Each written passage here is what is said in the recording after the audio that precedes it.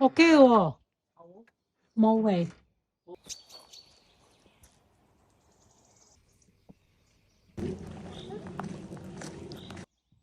早晨，早晨。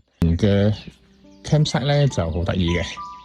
我講緊嘅係 natural campsite 啊，當地政府會 prepare 一啲地方俾你去，通常有一個 hut 咁樣咯，有唔同類型嘅，俾你坐喺度休息 for 嗰啲行山嘅人啊。跟住之後最特別嘅就係佢哋好興就係會整一個爐喺度啦，個爐係俾人哋喺度燒嘢食嘅，佢哋好興啊。